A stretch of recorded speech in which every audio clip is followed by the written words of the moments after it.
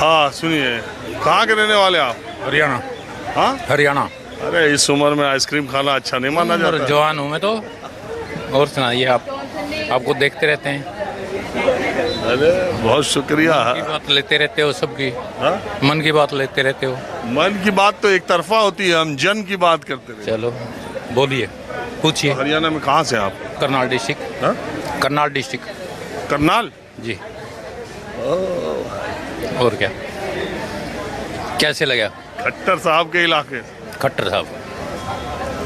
तो क्या हरियाणा में क्या लग रहा है इस बार कहानी? हरियाणा में कांग्रेस आएगी। अरे देख रहे हो सैनी साहब रोज नई नई योजना कर रहे हैं। जाने दो, कांग्रेस आएगी, कट्टर कांग्रेस ही। किस वजह से? किया क्या है बीजेपी ने, किया है क्या है? दुष्यंत चौटाला के साथ सरकार बनाई है, बीच में उनके नीचे से दरी खींच दी। फिर वो तो करना ही था उन्होंने, उसका करियर खराब करना था दुष्यंत का। तो करियर वो अपने से खराब किया कि बीजेपी खराब? बीजेपी ने खराब किया है। लड़े थे खिलाफ और बने सरकार में। वो तो अपना फायदा उठाना था उन्होंने। अच्छा छोड़िए, आज हरियाणा का बात नहीं करेंगे। आज दिल्ली के मनीष सिसोदिया डिप्टी सीएम को 17-18 महीनों के बाद, फरवरी से लेके आज अगस्त 9 चल रहा है, 26 फरवरी को जेल में गए थे, शायद 9 अगस्त को बाहर निकलेंगे। सुप्रीम कोर्ट ने जमानत दी। इस मामले में ईडी को सुप्रीम कोर्ट ने कहा कि यार इतने लंबे समय से जेल में रखे हो, अभी तक जांच नहीं कर पाए, स्पीडी ट्रायल करना चाहिए, क्यों न जमानत दी जाए?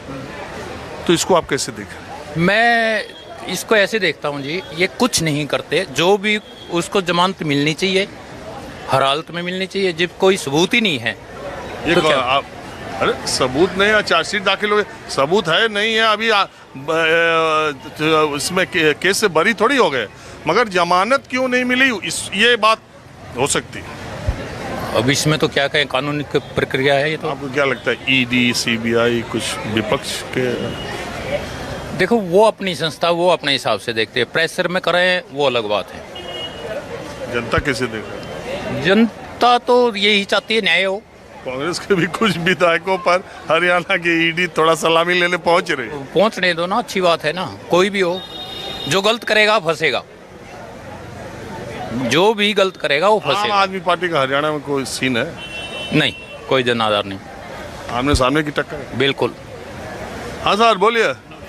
आपके पुराने फैन हैं हम, तो सारे प्रोग्राम देखे हैं आपके हमने। अरे आप तो ऐसे पुराने कह रहे हैं जैसे मैं नहीं, हम बराबर के हैं। आप कहाँ से हैं? मैं दिल्ली से हूँ, बेसिकली हिमाचल प्रदेश से हूँ, born and brought up in Delhi. मैं हिमाचल चुनाव में भी गया था, सारे जिलों में जी। आपका पहले तो बहुत शुक्रिया। आपका नाम क्या? संदीप शर्मा। संदीप शर्मा जी, आप मुझे बताइए, ये मनीष सिसोदिया को जमानत इतने दिनों के बाद मिली, आम आदमी पार्टी का पूरा जश्न मन रहा है, उनके नेताओं के आंखों में खुशी के आंसू आ जा रहे हैं, और वो बार बार कोस रहे हैं बीजेपी को कि इन्होंने दुर्भावना से और विपक्ष के नेताओं को और आम आदमी पार्टी को बर्बाद करने के लिए जो बड़े बड़े नेताओं को बंद किया था, अब एक के बाद हमको एक न्याय मिलते जा रहा है और भारतीय जनता पार्टी का चेहरा उजागर हो रहा है। आपको लगता है ये सब बदले की कार्रवाई? देखिए, जो इस समय स्थिति है उसमें तो न्यायालय ही सब कुछ चला रहा है। जो सरकारें हैं वो शायद अपना दायित्व पूर्णता निभा नहीं रही हैं, क्योंकि हर मामला कोर्ट में ही जा रहा है। तो ये बड़ी एक अजब सी स्थिति है कि विपक्ष के नेता ही जेल जाते हैं, तो कहीं तो दाल में कुछ काला तो होगा। स्पष्ट रूप से तो कहा नहीं जा सकता, क्योंकि बहुत बड़ा खेल होता है। हम लोग आम आदमी इसको समझ नहीं सकते। चाहे आम आदमी पार्टी समझ रही होगी इसलिए बोल रही है, हमारे हिसाब से तो जो है। ने कहा कि ये मनीष सिसोदिया सैकड़ों फ़ोन इन्होंने नष्ट करा दिए, तमाम सबूत इधर उधर करा, जो कोर्ट में उन्होंने कहा जमानत न दी जाए। हालांकि एक बड़ा पेचीदा मामला ये है कि जो सेक्शन 45 है पीएमएलए का, कोर्ट ने ये कहा हम मेरिट पे नहीं दे रहे हैं, हम अभी मेरिट पर जमानत नहीं दे रहे हैं, तो लेकिन अब वो बाहर आएंगे।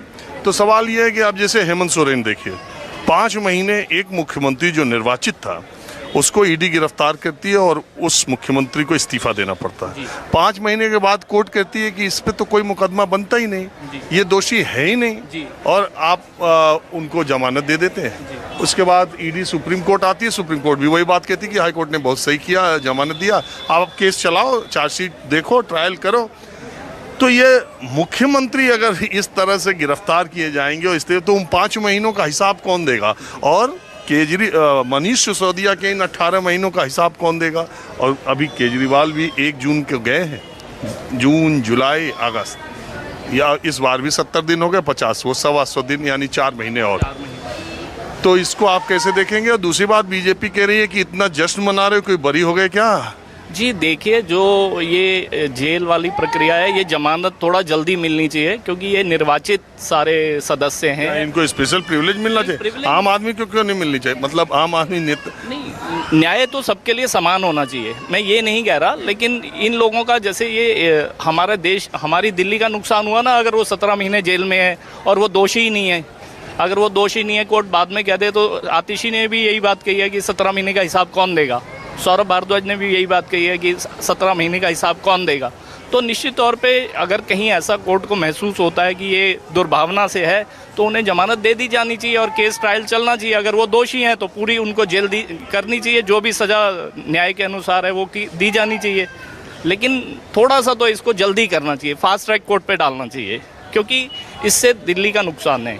और दिल्ली की सियासत में इसका क्या असर पड़ेगा? दिल्ली की सियासत पे, यहाँ बहुत मिली जुली जनता है, यहाँ पे सियासत पे तो कोई, सियासत तो सब समझते हैं। चुनाव में कोई बहुत ज़्यादा इम्पैक्ट नहीं आने वाला, वो तो मुद्दों पे होता है, ये कोई मुद्दा नहीं है। केजरीवाल की हैट्रिक का चांस 50-50 है जी, क्योंकि अभी बहुत ऐसे कोई मुद्दा बचा नहीं है। अगर केजरीवाल जी कोई और पिटारे से कोई मुद्दा निकाल लाएं तो वो अलग बात है, लेकिन ऐसा कोई मुद्दा तो अब लग नहीं रहा, क्योंकि अब ये जनता इस लड़ाई से ऊब चुकी है। मेरे हिसाब से कांग्रेस की ओर देखना चाहिए।